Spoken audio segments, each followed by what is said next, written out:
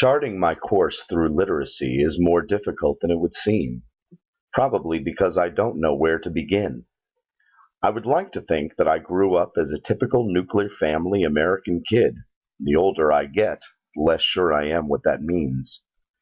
I was raised in a four-generation Jewish home, and if I were to focus those memories around the two most prominent images in my mind, it would have to be the food and the books.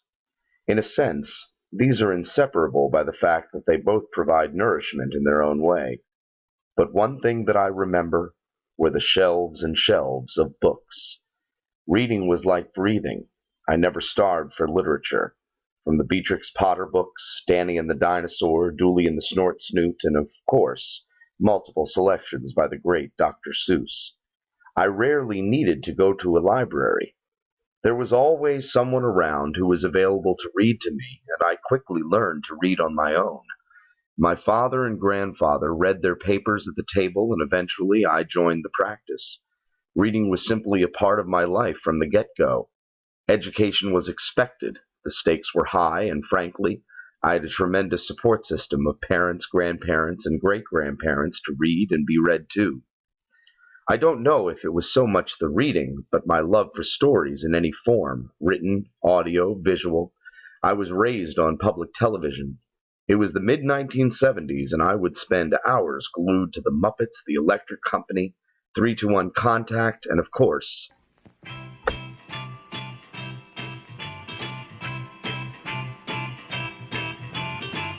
Sunny day, sweeping the clouds away. On my way to where the air is free. Tell me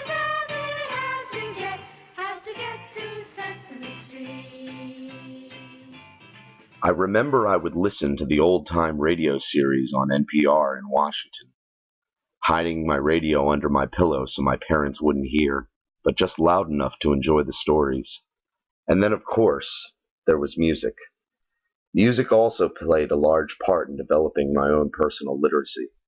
I would listen to anything that had a message or told a good story.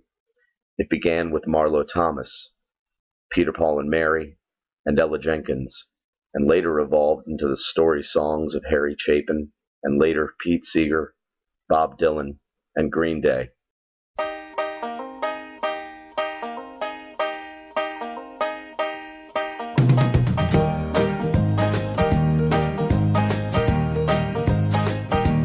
There's a land that I see where the children are free, and I say it ain't far to this land from where we are.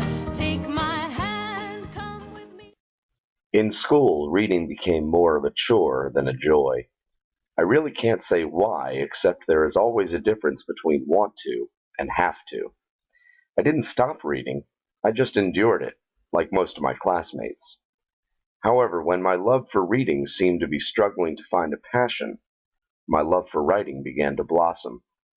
Despite the fact that I might not have enjoyed reading as much in middle and high school, I actually enjoyed writing academic papers about what I had read.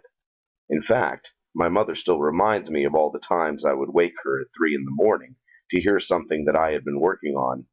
This was both due to my excitement at my own prose and the fact that I was a world-class procrastinator. Ironically enough, English was not my favorite subject in school. I was a history buff. Growing up in the suburbs of Washington, D.C., it is hard not to be, I suppose. Cities in general are filled with words and have an innate demand for the literacy of its citizens, and cities boasting the culture and history of Washington demand that those words be powerful ones.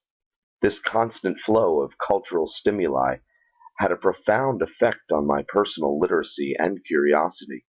For me, literature was a window to the past, a mirror for us to see ourselves in, the good and the not so good, as well as the shameful. I gravitated towards writers and playwrights who shined light on dark places, who celebrated the honest struggle for a better America and a better world, and who were not afraid to expose the cruel realities of our past and present in order to preserve our future. Writers like Sinclair, Orwell, Miller, Odets, Twain, and Ginsberg. Literature was, for me, a reflecting pool of passion and truth. Words, I realized, had real power for those who could wield them. I find that as I teach my own students, I often approach their literature in this way. I must be a history teacher in English teacher's clothing. It was also in middle and high school that I discovered a real love for theater, not for performing, mind you, but for playwriting. At this time, I have stacks of scripts, some tested and untested, waiting to be given the breath of life. However, I have never stopped writing them. I will even from time to time pick up a work that I have not touched in years just to make a minor inspired adjustment because it came to me over coffee the previous day or during a passing conversation in an airport. My writing developed as most do, I suppose. A lot of trial and error, a lot of reading, a lot of frustration, and a lot of feedback. I would venture to say that I write tolerably, depending on the circumstance. However, I know that I am at my best when I write passionately. I think that must be the key to all things. I remember the euphoria of sitting on my fire escape in Brooklyn at 4 in the morning after finishing my first full-length play, and then realizing that I would have to cut it from 187 pages to about 100 because no one would sit in the theater for 6 hours. It was a tremendous feeling, though. Actually, if I had to name the most influential event in my own literacy journey, it was becoming a father. My wife and I are both teachers, and instilling a love of reading in our daughter is both a mission and a joy. She loves books, and my heart soars because of it. I remember that even when I had outgrown most of my childhood books, I would still sneak into our basement and take them out of the closets to read and relive over and over again. Now those books belong to her, and we read a new one each night, sometimes 2 or 3. The fact that I can share my old friends with her, like the Giving Tree, the Poky Little Puppy, and Paddington, just to name a few, as well as meet new friends like Skippy John Jones and Pete the Cat, is the greatest miracle that I've ever experienced. She sleeps with them like they are stuffed animals. Amazingly enough, my love for literature seems to stop at the hard copy pen and paper border. For most of my life, technology was a minor contributor to my literacy. For some reason, I have always been behind the times when it comes to the digital era. I began writing on my mother's typewriter, and despite upgrades to better and faster machinery, I never focused on more than word processing.